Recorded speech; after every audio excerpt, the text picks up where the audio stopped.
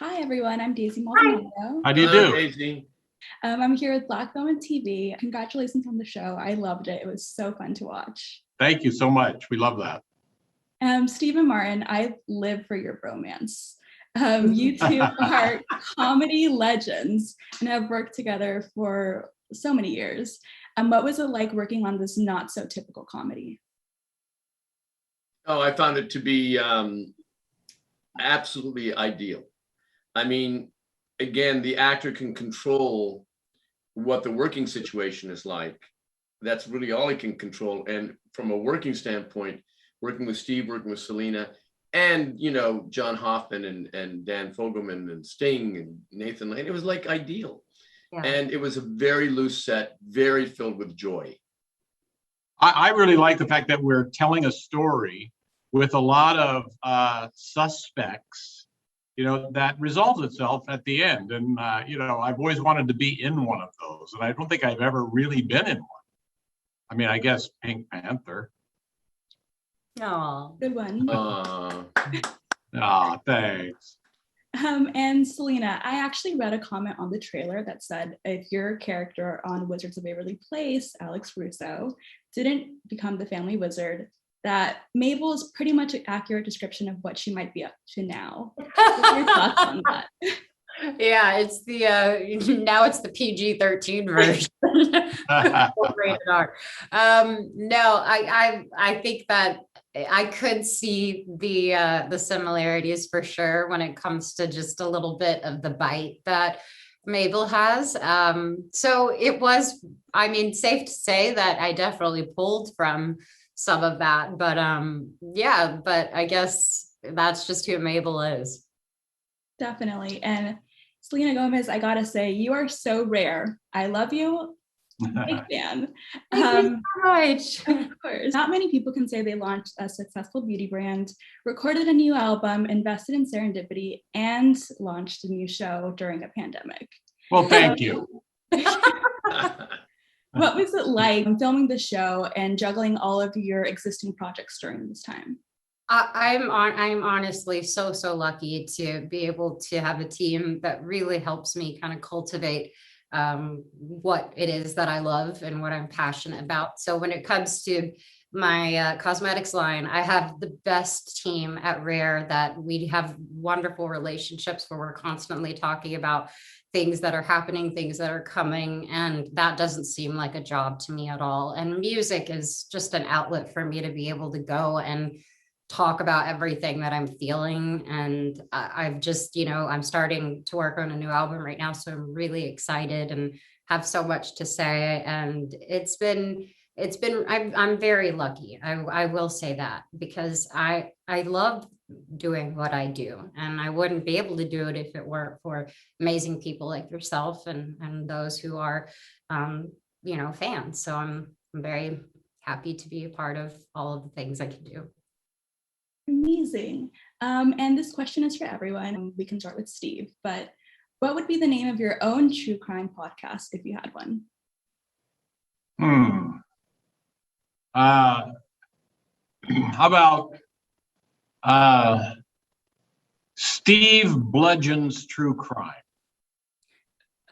Nice.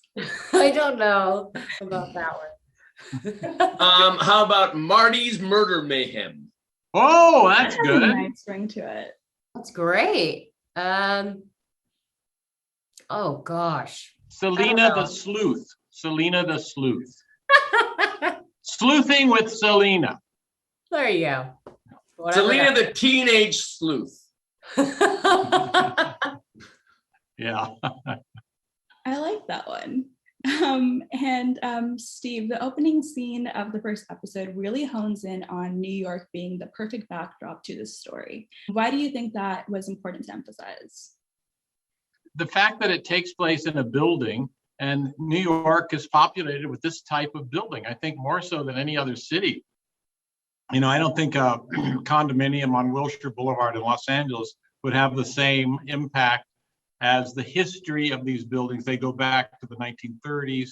They do have histories themselves, the people who've come and go throughout the buildings. And And it is kind of a cliche to say, but New York is kind of a character in the show. Definitely, I agree. And I'm sure you guys have all heard this multiple times, but the dynamic between the three of you is just amazing. Past the age gap and the hilariously chaotic energy versus Mabel's, the demographic. Yeah. He's Oh, talking yeah. between you and me, Steve. Yeah, I understand. Yeah. But there's also the fact that Mabel is Latinx. Why do you think what do you think that factor adds into the on-screen relationship viewers see? Well, I guess I should answer. What I think about being a part, when I think about being a part of any project, I always am very honored, and more than anything, it's my pleasure to be able to carry my last name and to be able to do the work that I do. So I guess what I would say is I was really happy that they chose me. I think that was what it came down to. And I couldn't have been more excited. And I continue to carry that responsibility with me in everything that I do. I released my first Spanish album, and it was like one of the dreams I'd been holding on to for 10 years. So, I think it's extremely important to who I am, and it is exactly who I am. So I'm happy to be able to like bring that to the show.